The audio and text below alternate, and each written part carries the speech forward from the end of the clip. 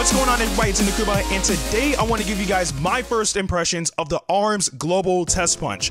Now, just to reiterate, again, this is only for the Global Testpunch because the full game is not out yet, so I can't give you guys my thoughts about the full game. So throughout this entire pros and cons list that I'll be going through, again, this is only reflective of the Global Testpunch, not the full game.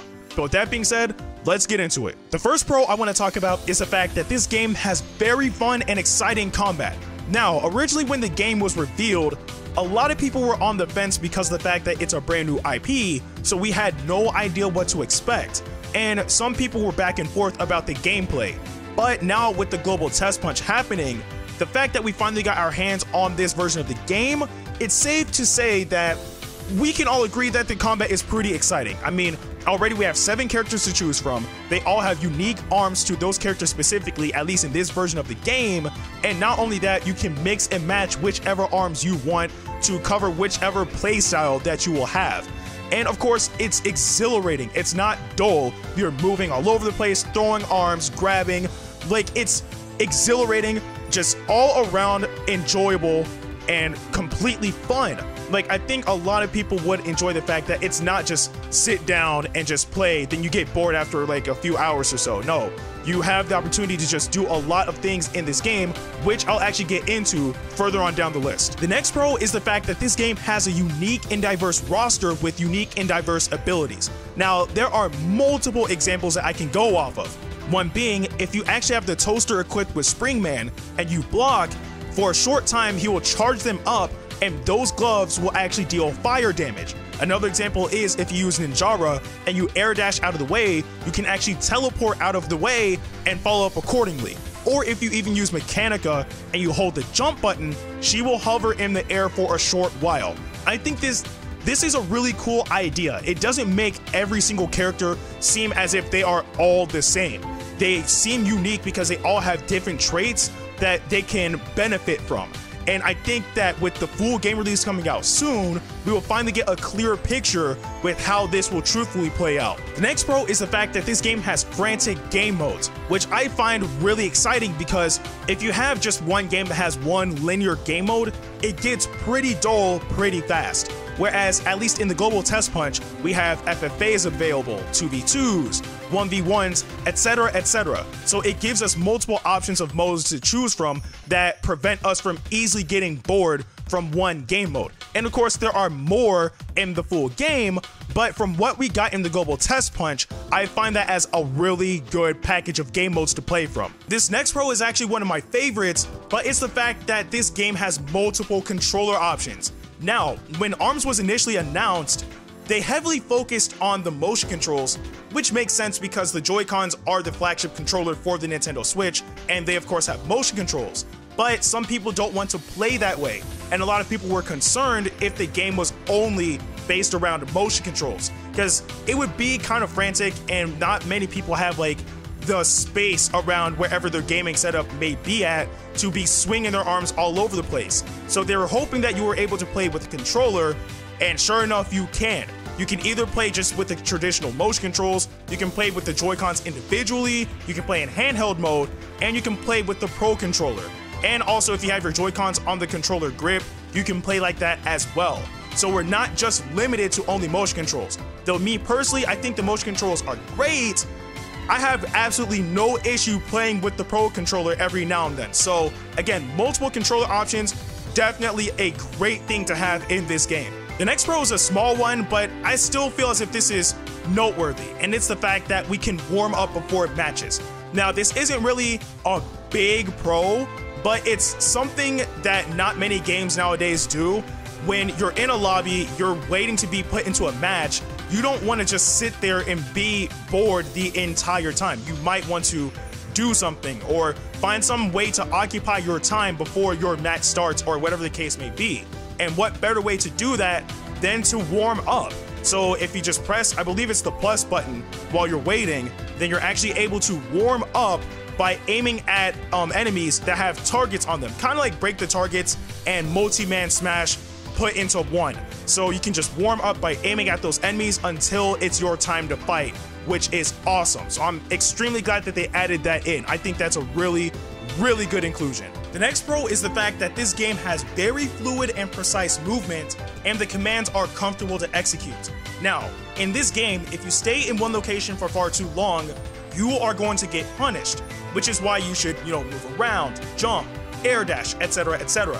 And of course, executing those commands feel fairly precise. Granted, it can't be ultimately precise because of the fact that none of the control schemes are connected directly onto the console itself. They are all connected by some sort of Bluetooth feature. So we can't have ultimate precision. However, it's still precise enough for you to be able to follow up with whatever command in a timely manner. Not only that, again, the control scheme is easy to get used to. Now, let's say you're using motion controls. Obviously, you throw your arms out to punch, you put your arms close together to block, etc., etc. Or if you're like me and you prefer the Pro controller, then there's a button layout that you have to get accustomed to. For example, if you want to throw out a right punch, you press A. If you want to throw out a left punch, you press B. If you want to jump, you press X. If you want to air dash, or just dash in general, you press Y. But you can also use ZL or ZR to punch left and right. And of course, L and R to execute your rush. Use left stick for movement, etc., etc. It might take a bit because, of course, we're used to the motion controls, but within the next probably 2 or 3 games, you are more than likely going to get accustomed to another control scheme like how I was with the Pro controller. So again, I really like what they're doing with this. I love the fact that these controls are precise, the movement is fluid, it's not sluggish at all, and of course, the fact that any command that we try to execute is going to be pretty precise regardless of what control scheme you utilize. This next pro has me really excited, and that is the competitive nature of the game. Now remember, ARMS is Nintendo's brand new flagship fighting game title for the Nintendo Switch, so I highly doubt that they're going to want this game to last maybe for about a month or 2 before people drop it off and move on to something else. I'm fairly certain that they're going to want to support this game as much as possible, seeing that there was already a Japanese tournament for ARMS not that long ago. But that aside, I see the potential of this game being extremely competitive, because there is a casual side to this game, much like any game that you play. However, I've seen lots and lots of awesome things online. I mean, even from basic things such as baiting opponents to throw out attacks before you can follow up accordingly, or coming up with a strategy in 2v2, a lot of things. And I want this to honestly grow and become something of itself, because this game has the potential to be competitive, and I've seen it, I've witnessed it, I've experienced it.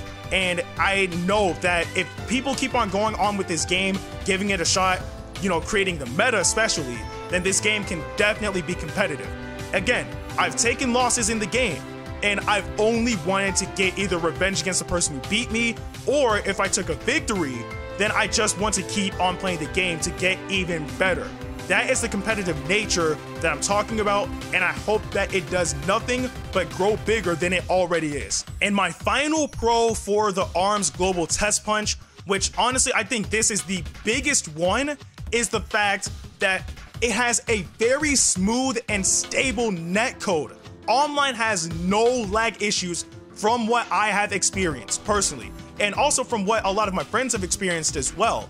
Now, one thing that Nintendo is known for is not really having a stable online infrastructure. Like, either games lag too hard or people get disconnected all the time. Nintendo is known for that. However, with ARMS, I think they're finally stepping it up a notch, because throughout the entire time that I've played the Global Testpunch, not a single time have I ever experienced lag. Again, that could be me personally, but again, from my personal opinion, that is a fantastic thing. The last thing that I want to do while playing online is experience abysmal lag. I don't think anybody would want to experience that. And again, a lot of people are going to be playing this game online. So the smoother and more stable the netcode is, the better off for everyone. Now, that was a lot of pros, but it is finally time to get into the cons. And just a reminder, these cons are of my personal opinion, so they can be completely different from yours. But with that being said, let's get into the very first con, which is getting singled out in a 3FA, or a 3 for all.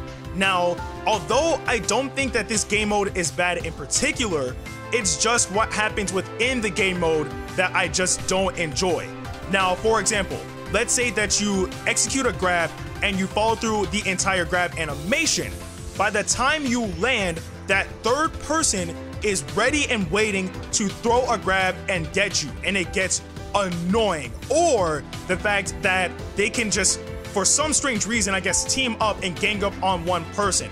Though you don't really have a choice in a 3FA, but still, it gets fairly annoying. I know this mode can more than likely tailor towards casual play, because I don't think that any competitive player would want to be put in that type of predicament. I mean, the game mode is fun, but I just don't see a lot of people playing it just because it can get really, really annoying. This next con is what I personally dislike about the game right now, and that is grab spamming.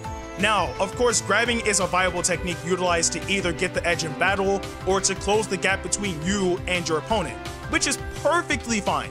Grabs are fine, however, spamming it gets extremely annoying. Now remember that this game has an attack triangle. Attacks beat out grabs, grabs beat out blocks, and blocks beat out attacks. So you can throw out an attack to beat out a grab. But if there's a character, let's say you're fighting against a Master Mummy who has 2 megatons on, since he has 2 heavy arms, an attack is not going to stop his grab. Or if you fight a Ribbon Girl, seeing that she's able to jump in the air multiple times, she can jump, throw out a grab. If she missed, jump again, throw out another grab. And seeing that she's airborne, she's not that easy to attack. So it gets extremely annoying. And I think I even have footage of me getting utterly destroyed by Min Min or Ribbon Girl. I can't remember which one, but I think I have footage of me getting utterly destroyed by a person who only threw out grabs.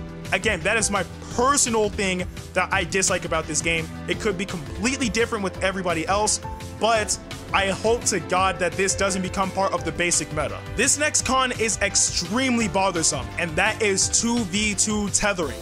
Now, there is a tether connected between you and your partner to symbolize that you guys are conjoined into a team, which makes sense. However, that's where the sense ends, because if I go and move to the left and my opponent moves, let's say, backwards, I can't go as far left as I want to get around the opponent because that tether restricts my movement based on where my partner is. So I can't even follow up accordingly because I'm literally tied together to my partner. I don't like that. On top of that, let's say your partner gets grabbed and thrown. You actually get thrown with your partner. That makes no type of sense whatsoever, especially because you take damage alongside getting thrown when your partner is the one who made the mistake. I don't like that. It makes no type of sense, because if your partner is the one who made a mistake, your partner should be the one who gets punished. So let's say that your partner ended up getting grabbed and you and him have low health enough to be killed by a throw.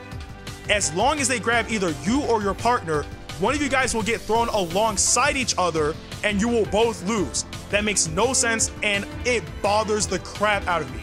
So again, 2v2 mode is fun, but if they don't fix the issues where your movement is restricted because your partner, or you take damage and get thrown alongside your partner if they make a mistake, I don't see this mode going far. I really don't. Again, fun mode probably to play with friends or just to chill or relax, but if there's a competitive scene, 2v2s are more than likely not going to go far with those type of hindrances being in that game mode. This next con is another personal issue I have with the game, and that is Helix's stage causes stalling.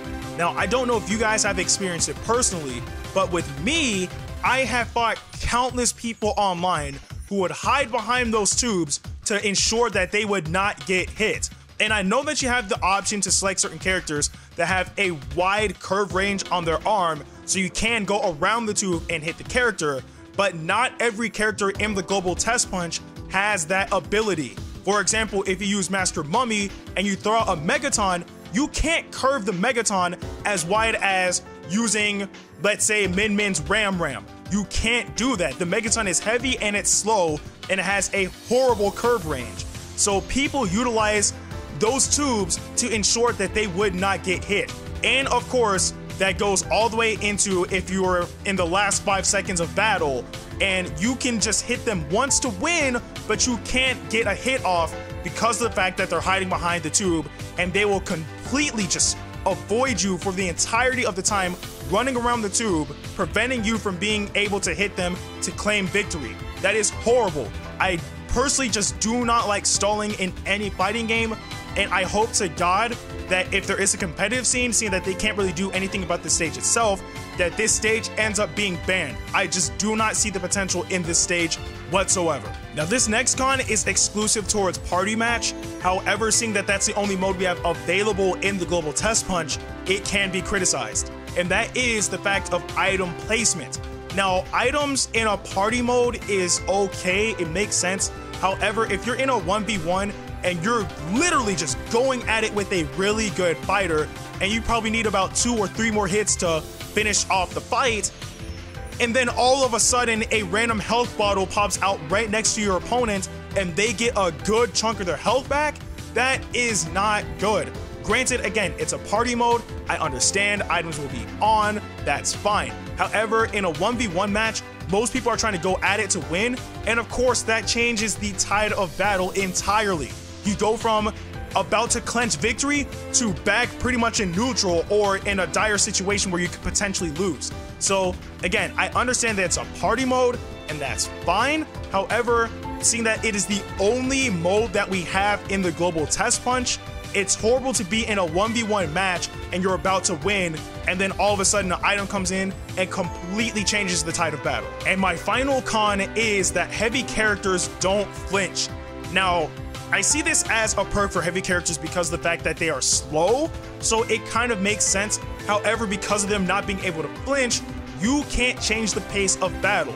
You're practically going to be stuck in neutral game unless you grab them and throw them down. Because of course, neutral game is when you and your opponent have, I guess, an equal standoff. Nobody really has the edge in battle.